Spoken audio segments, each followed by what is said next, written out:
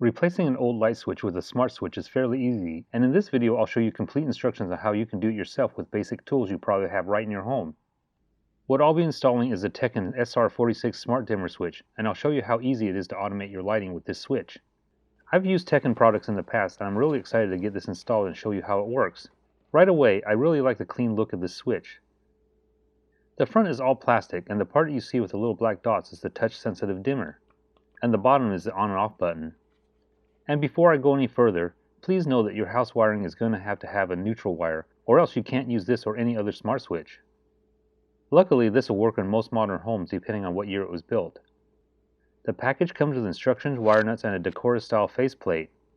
I think it's really nice that the faceplate is included, just in case you're replacing a non-Decora style switch.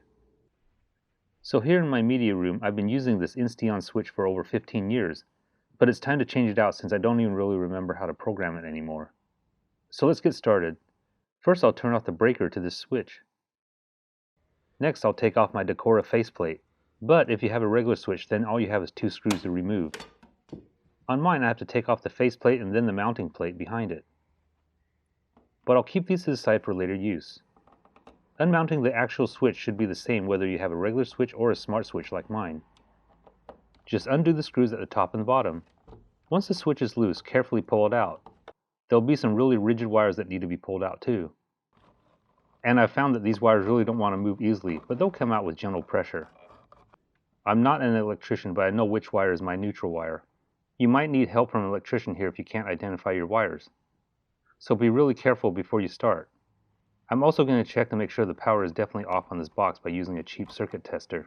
Again, I'm not an electrician, but this tester has really helped me out with all my amateur electrical work. No light means electricity is off. So let's get the Teckin Smart Plug ready to install.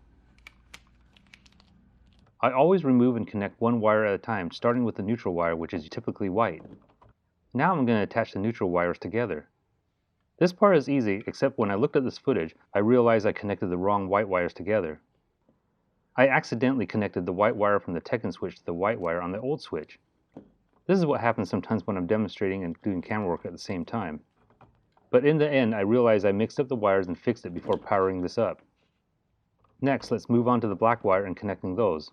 Remember, I'm going to connect one wire at a time instead of undoing all the wires at once. I find that this helps me keep track of what I need to do next.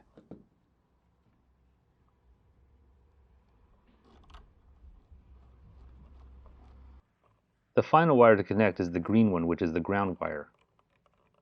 At this point, the wiring is done, and I can stuff everything back into the box. It's going to be a bit tight because the casing on the Teckin switch is kind of large, and it'll definitely be a snug fit once I get it into the box. Now using the included screws, I'll secure the switch to the wall. Last step is to snap the cover in place, and it's done. It actually looks really nice, and I don't even mind the Teckin logo. But I can still use my old Decora plate with the switch. But I have to tell you that the Teckin plate was really hard to get off, so don't snap it on if you intend to use your own cover plate. I just want to save you the hassle of trying to pry it off. Now I can turn the breaker back on and the switch is ready to program using the Smart Life app. Initially, when the switch is turned on, the power light will blink.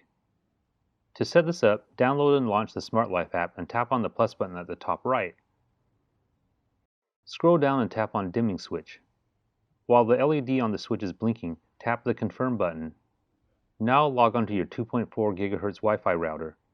Some people have dual band routers, but this only works on the 2.4 GHz signal. Once it's on the Wi-Fi network, the switch can be controlled through the phone. You can actually power on or off and change the dimming percentage anywhere in the world. And I really like how simple it is for manual control. One thing I like is that when the switch is turned on or off, it's a gradual fade transition.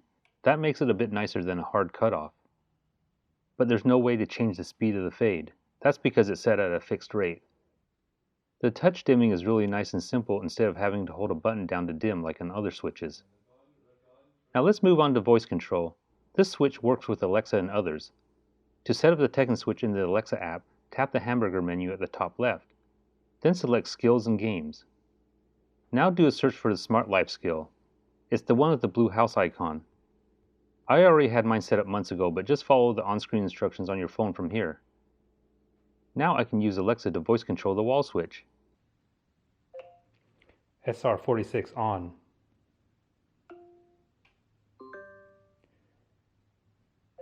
SR46 10%. So it works quite well, but I just want to mention some tips and quirks I found. In the Smart Life app, you can rename the switch so it has a better name than SR46, for example. But for some reason, the Smart Life app can't put this switch in a group. Luckily, in the Alexa app, I can make a group that includes the Teckin dimmer switch along with other Teckin smart devices. Another thing I found is that with my LED lights, there's occasional flicker when it's dimmed to about 50%, but that's an issue with the LEDs I'm using and not the Teckin switch. Other than that, I'm really liking the upgrade to the Teckin dimmer. The only thing that would make this better is the ability to control the fade rate. But even without that feature, I decided to get a second switch for another room in my house. If you enjoyed this video, please give me a thumbs up and hit the subscribe button to stay up to date on all my weekly videos.